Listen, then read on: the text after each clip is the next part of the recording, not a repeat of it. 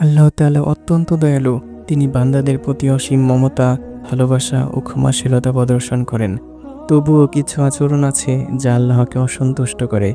বান্দারা যখন এসব আচরণ করে তখন আল্লাহর দয়া থাকা সত্ত্বেও তিনি রাগান্বিত হন। আর আল্লাহ যার উপর রাগান্বিত হন তার ধ্বংস অনিবার্য।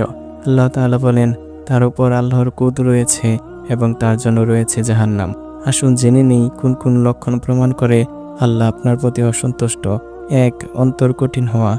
আল্লাহ যখন কোনো বান্দার উপর রাগান্বিত হন তখন তার হৃদয় থেকে দয়া উঠিয়ে নেন।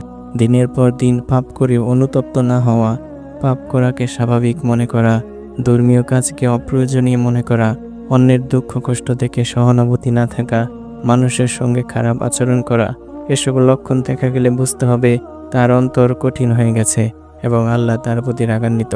আল্লাহ তাআলা বলেন, তোমরা কি আশঙ্কা করো না যে আল্লাহ তোমাদের অন্তর কঠিন করে দেবেন? ২. কষ্ট বা বিপদে আল্লাহর প্রতি অসন্তুষ্টি প্রকাশ করা। আল্লাহ যখন কোনো বান্দাকে পরীক্ষা করেন তখন যদি বান্দা ধৈর্য না ধরে বরং আল্লাহর প্রতি বিরক্তি প্রকাশ করে এবং বলে, আল্লাহ কেন বারবার আমাকে এই কষ্ট দিচ্ছেন? আল্লাহ কি কষ্ট দেওয়ার আর কাউকে খুঁজে পান না? তখন এমন কথা আল্লাহকে রাগান্বিত করে। রাসূল সাল্লাল্লাহু আলাইহি ওয়াসাল্লাম বলেছেন, আল্লাহ তাআলা কোনো সম্প্রদায়কে ভালোবাসলে তাদেরকে পরীক্ষা করেন। অতঃপর যে ব্যক্তি তাদের সন্তুষ্ট থাকে আল্লাহ তার জন্য সন্তুষ্ট, আর যে ব্যক্তি তাতে অসন্তুষ্ট হয় তার জন্য রয়েছে আল্লাহর অসন্তুষ্টি। ৩. বরকত উঠে যাওয়া। আল্লাহ যখন কারো প্রতি অসন্তুষ্ট হন তখন তার জীবন থেকে বরকত উঠে যায়। টাকা আসে কিন্তু শান্তি আসে না। অনেক পরিশ্রম করা সত্ত্বেও সফলতা আসে না। অতিরিক্ত উপার্জন থাকা সত্ত্বেও অভাব বা ঋণগ্রস্ততা থাকে।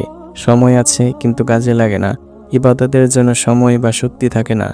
ঘর ও পরিবারের মধ্যে শান্তি থাকে না।